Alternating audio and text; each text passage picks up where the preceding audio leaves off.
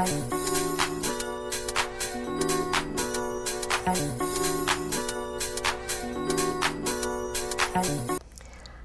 and welcome to Why and Why Not with Janice, and I'm Janice.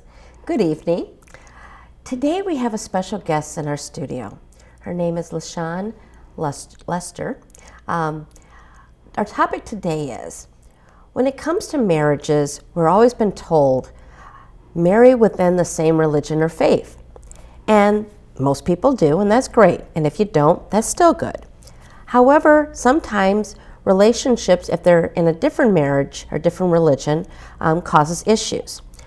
Our question today is, what happens when you get married in the same faith and then later on, years later, someone changes their faith and their religion?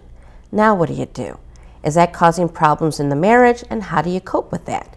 So please let me welcome my guest, LaSeandra Lester, and let's see how you're doing. Hi, LaSeandra, how are you? Hi, Janice.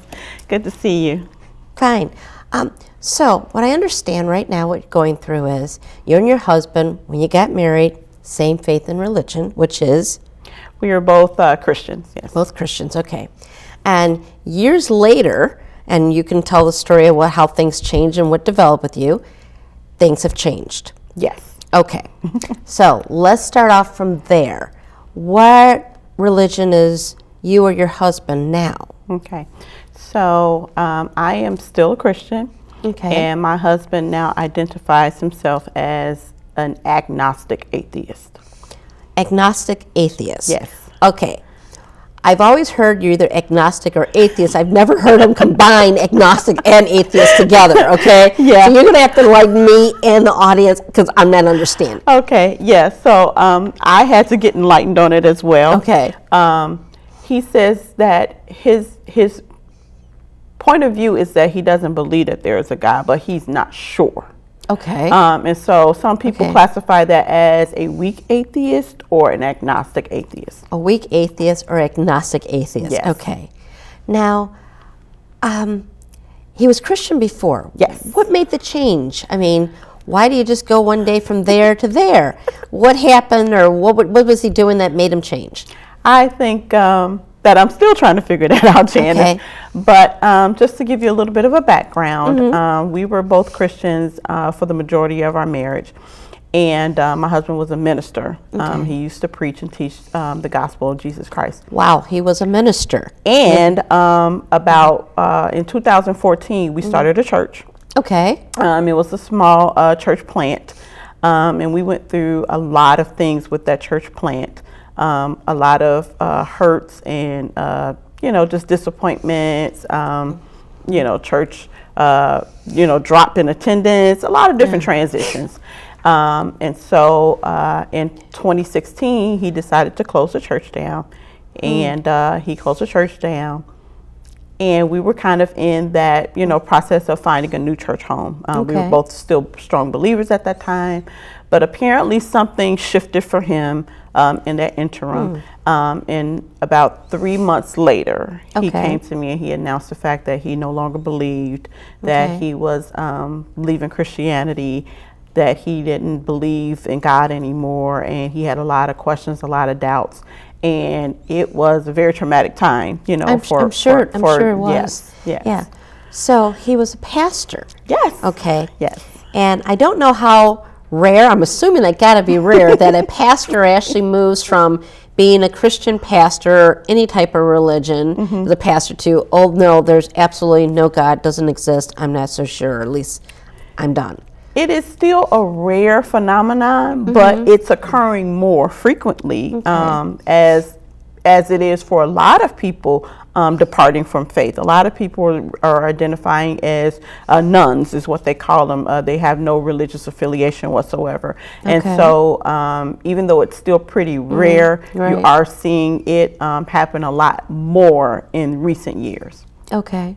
Well, I know there's a big gap between 18 and 35-year-olds. They're not really in the church anymore. Yes. So it's in that stage of they don't know if they're agnostics, atheists, believers, or where they're at. Yes. I understand that. Now, you and your husband, how long have you been married? For what? 25 years. 25 years. Yes. Okay. So 25 years ago, you said I do. You guys were Christians. You married in the same faith, and you're like, yeah, everything's going good. Yeah. Now, when did he decide to become a minister? Oh, probably about, I don't know, maybe 10 years, maybe a little bit more, maybe 8 years into the marriage. He became a minister. Okay. And we were at a local church, and he had gone through the process of, becoming a licensed minister through our former church. And he was, just ministering various churches, different events, conferences, things of that nature. Okay. And so he didn't become a pastor, like I said, until the end of 2013. We started making our transition, started the process of the church plant, and in 2014 we launched the church. Okay. Yes. So about 8 years into the marriage, he got more into the ministry. Yes. And then just about 5, 6, 7 years ago is when he decided to be a head pastor at a church. Yes. And his own church. Yes. Now, a few questions. Sure. One, were you Christian beforehand? Because I'm wondering that, because sometimes we get married, we take on our spouse's identity and our spouse's beliefs. So my question is, did you come in the marriage with your own beliefs, or did he blend his beliefs with yours? So the irony of it is that while I always had a loose belief in God, I was not brought up in a Christian household. We did not go to church. I knew about the Bible, I knew about God, but I would not be what you would call a Christian. And so as my husband and I were dating, he actually became a Christian first.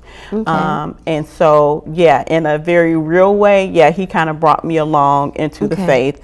By just, talking and ministering to me, asking me questions, things of that nature. So, he kind of brought me along. So that's the irony of it, is that he kind of brought me in, and now he's, changing, and I'm still a part of it. So, So, that's what I was trying to understand, is if you got a lot of your beliefs from your husband, and now his belief systems have changed, do you still believe in everything that was basically taught and agreed upon in the marriage when it comes to religion? So so that was a big component in moving forward, is that, I had a buy-in into what Christianity has to say about family and marriage. And so those are the principles that kind of kept me going in the relationship when it got really hard, because there were some really, really tough times when we were first beginning the transition.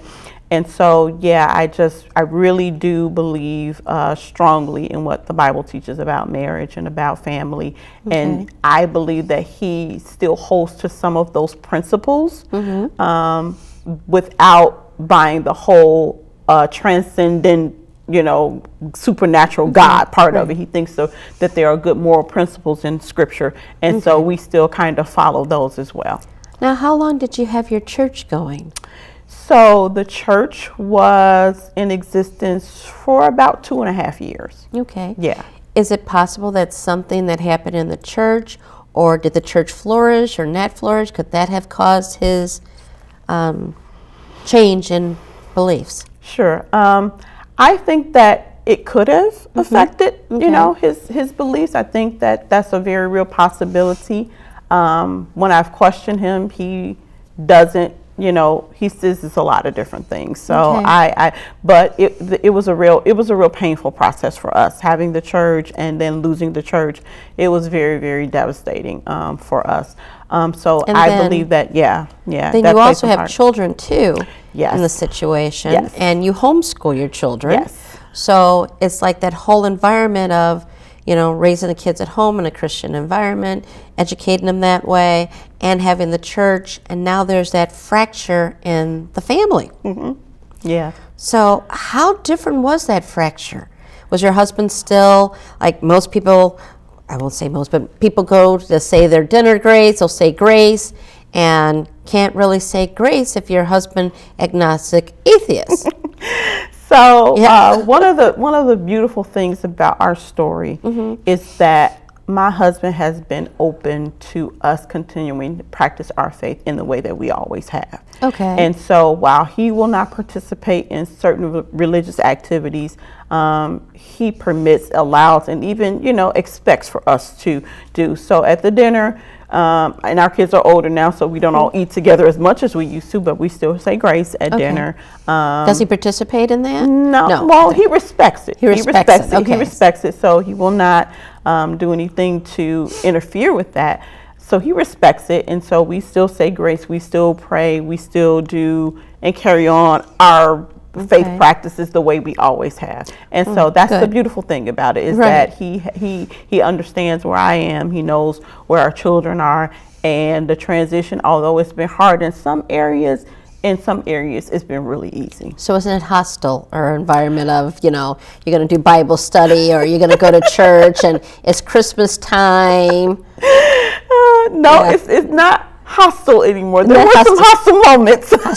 There were some hostile moments in the process, but it's not a hostile environment. No, as a matter of fact, sometimes if I'm at work and my children need to go to church for some type of event, he'll take them. He'll take them to church. He'll take them to different things that they need to attend. So no, it's not a hostile environment. It's not hostile. No. Well, that's good at least. Yes. Now, how did you cope with, now my husband isn't having the same beliefs? Janice, it was really hard. It was a very difficult transition, probably the most traumatic transition of my life. Because you're a pastor's wife. Because you're a pastor's wife. Right. You have this, joining of, a relationship over God. Right. And you pretty much do everything together. So if we're talking about Bible studies, or if we're talking about how God is moving in our life in various capacities, you're used to discussing that with your spouse, who becomes your spiritual best friend. Right, and you were together, and you're still together, for 25 years, but it started, that relationship, the 25 years, from the beginning it was like that, while dating it was like that. Absolutely. So now here's that dramatic chop change, everything is off the table. Yeah. There were a lot of teary nights. Okay. There were, in the beginning, some arguments. There were times when I doubted whether the relationship would survive. There were really times when I thought, okay, how are we going to make this work? Is this really going to survive? And that is when, ironically, that my faith became the most important thing to me. Okay. Beginning to rely on God. Okay. Having prayer, and just, the faith community, which really rallied around me and supported me and my family, my entire family, relying on that faith and trusting in God that, even though this was a change, that it did not have to equal the end. And I think that's what's important for people to understand, that when someone changes their faith, the one who has the faith kind of has the responsibility to rely on that faith and to practice that faith and show that faith in the midst of this big change. Right. Yeah. Now, also, I know you said that the church ended. I don't know how large your congregation was, but how did the people react? Did those people that were your congregation find out later on that he became atheist? Yeah, so a lot of those people did find out.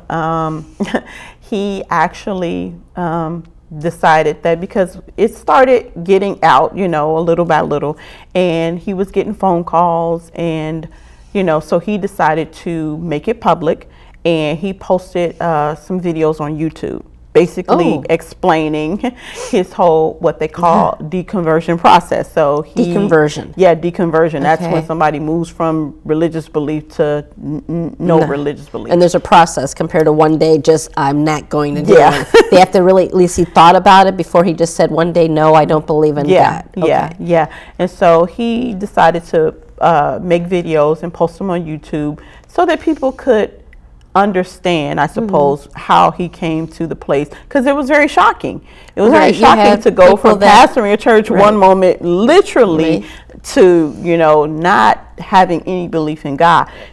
And you had a congregation and followers and people listening to the word through them, and then now it's like, wait a second, everything you said for the past 2 years, am I supposed to believe that or not? Right. And it's actually a question that one of our children had, was he asked my husband, did you were you lying to us all the time? And it was a very poignant moment. Yes, I'm sure it was. And so, he said that, he did believe, but now he doesn't believe. He's not convinced anymore.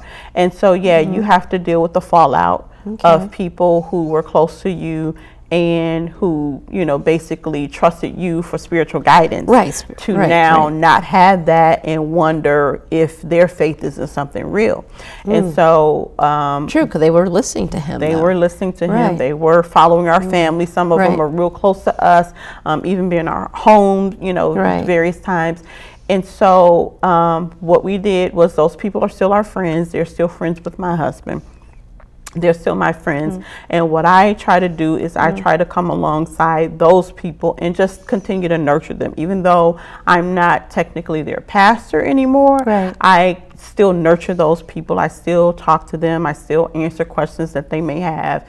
And, continue to receive their support and support them in their journey as well. Because I'm assuming they had pain just like you have, not as intense as you, but when you are worshiping and following a pastor in the Word, and you're thinking, what happened? And now, wow, is everything I learned, was that actually the truth or not? Should I believe? So you had the congregation having to get that party, and them trying to actually questioning now their faith. How was your husband? Was he like, honey, here's my reasoning, 1, 2, 3, 4, change also with me and deconvert also? Did he try doing that for you and the kids? It actually it's a little like that. My husband is a very detail-oriented person, and he likes to, enumerate all of his reasons. And so... So 1, 2, 3, I wasn't joking. He pretty much had a list of these are the reasons why. And I think that the expectation was, if I present this case for my unbelief now, that my wife and my children, that they would see, that this is a reasonable position to have, and that they will come alongside me.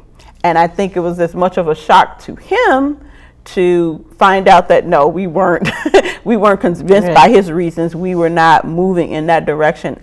Honestly, some of us actually kind of moved further towards God during the process. And so I think that was probably pretty hard for him to feel like that he was alone in the process. So even he isolated himself, but he was hoping that the family would have followed along with him. Yes. Oh, okay. And your kids, did all of them stay Christian, or did they switch, or did anyone follow on Dad's side? Okay. So my children, for the most part, still practice Christianity. Some of them very loosely now, because some of them, we talked about earlier, fall between the 18 and 35, where they're kind of like, I don't know if I need church as much, that kind of a thing. But most of my kids still believe in God, and they still practice some level of Christian belief.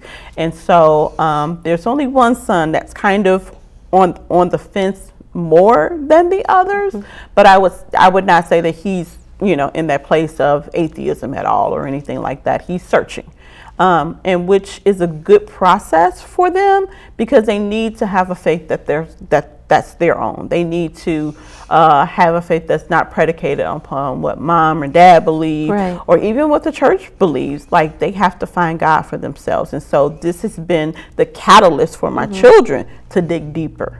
And to search these things out and ask the questions that they ask, and they've done phenomenally with it. Now, when it comes to, I know you have your religion now, you're Christian, your husband is agnostic, atheist. How does the everyday environment work? Now, you said there's a respect there. So if you started playing Christian music or a Bible study, he's okay with that and respects that? Yes. Yes. Now, and how is the reverse? Are you respecting him being atheist, agnostic atheist? So I definitely have a respect for his beliefs. I definitely have a tolerance for the things that he now puts in practice now, things that he didn't practice prior to being a Christian. I definitely respect that. And so I think that was always the foundation of our relationship anyway. When we were both believers, is respecting one another. And so, yeah, some things kind of rub me the wrong way, but I have to give him the freedom to be who he is right now. And this is his journey. This is part of his process, and I have to respect that. And so I play my Christian music. I have always done that. I blast it throughout the house when I'm cleaning up, and he's just like, "Okay, honey, can you turn it down a little bit?" But other than that, no off the wall requests from him. Like there is true freedom to practice what we believe in the ways that we've believed it, and the freedom to continue to minister, because I'm also a minister, and I still teach, I still do Bible studies, I still do all of the things that I've done before. Yeah. Do you ever question yourself as a minister how that you can't convince your husband to deconvert back, reverse deconvert? Yeah, reverse deconvert. Yeah, so in the beginning, when he first announced it, there was a lot of that trying to do that. Trying to, have Bible studies and talk about these things. But the funny thing about it was that I felt like I was being led by God to not do any of that. To not do any of that, to let him come to his process on his own. But God spoke to me and said, go with him on the journey. And so this has been a journey of us both learning, both understanding, both appreciating each other and respecting one another. So no, I don't feel the pressure of trying to convert him back to Christianity. That's God's job. Now, a lot of people say that you really should marry within your faith, just so there's not a lot of confusion or arguments in the household. Do you recommend people go to counseling beforehand if they're going to do that? So yeah, that is, if somebody is going to have an interfaith marriage, that's critical, is to do premarital counseling for that.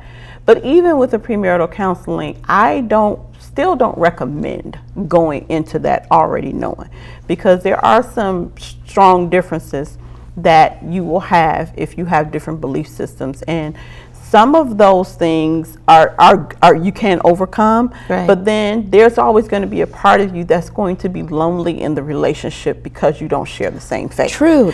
You have this part of you that you can't share with your partner, and so you have that loneliness. You have that void that's in a relationship. So while it can be done, I am still on the side of not recommending that you go into it because of just those differences. Doesn't mean that the other person is bad or, something's wrong with them, but the level of intimacy that you can share over your faith practices will not be there if you marry somebody outside of your faith. Like I know for me and my husband, I love going to church with him and sitting next to him, and we're able to share that moment versus, I've had a previous marriage, we didn't have the same religious background. So I worship by myself. And I lacked that connection that I really would have loved to have. It's a lonely place. It's a lonely place on a Sunday morning without your spouse, definitely. And then I know how you feel in the sense that here you are all these years worshiping with your husband, going to church, and you're still ministering, and now you're with the kids at church, but not your better half or your equal half with that. Do you have hopes that he will actually come back, or do you think that you would see his light? As a Christian, there's always hope. As always hope. When you believe in God, there is always hope. But I know that it's not my job to force that to happen. And so I don't see me ever, converting to his belief system at all. I've just seen too much, experienced too much at the hands of God to do that. But yes, there's always hope of one day that he'll be sitting alongside me in church together. So definitely. So the absolute worst is, I guess, that both of you guys would just stay separate in your faith. And you're okay with that? We make it work. We definitely make it work. It's not what I have. It's not what I have picked. I wouldn't have picked it at all, not in a million years. But I love him, and I've decided that we make love make it work. So, is religion a major part of marriage? I If you're think going to it have a is. separate religion. I think it is a major part, but I think that you can make it work if both of you are willing to respect one another, to love one another, and to be at peace with what you believe and not try to force that belief on somebody else. So, in the end, definitely having respect for your spouse, respect for their beliefs. Hopefully the beliefs are the same, because that's the same with not only religion, the same with money. One spouse wants to spend a whole bunch of money, buy a bunch of shoes, and the other spouse doesn't. So it's having respect for who your spouse is, their belief, their person, their character, and work with that. Absolutely. Compromise is the name of the game. Compromise is the name of the game. Religion, and it's better to be, I think it's nice to have a lot of things in common, and then there's have things that are different. Yeah. So this way you balance out in a relationship. Absolutely. So, would you like to give a piece of advice real quick? We're almost out of time, to any people that are in a interfaith marriage. So I think my biggest piece of advice is to try as much as possible is put yourself in the other person's shoes, to understand where they're coming from, and to know that they're not doing anything to try to hurt you, even though it may hurt in the process, and to get solid counseling to help you make it through those transitional periods, or the big disagreements that are going to come up in that relationship, because there will be some, because you have different beliefs. So good counseling helps, and then lean on your faith community. Definitely, that's important for you to lean on your faith. Lean on your church, lean on your faith community. Let them support you and let them help you make the transition. And I think that that's one of the best things that I've been able to do. Oh, perfect. And definitely premarital counseling is definitely up there too. Right at the top of the list. Right.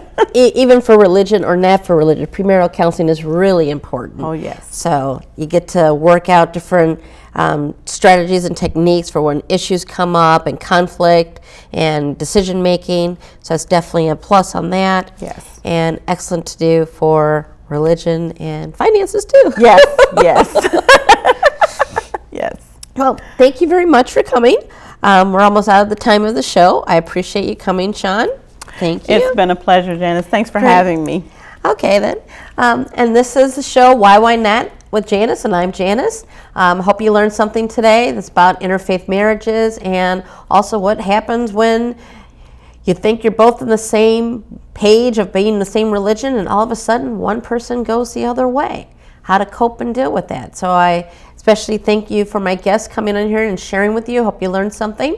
Watch us on Wednesday nights, 6:30. We're in the Homewood, Comcast area, the south suburbs. Hopefully in other areas soon. You can also find us on YouTube. You can find us on Facebook. WHYNOT.com, our Facebook page, our web page, and see you soon. Thank you very much and have a lovely evening. Good night.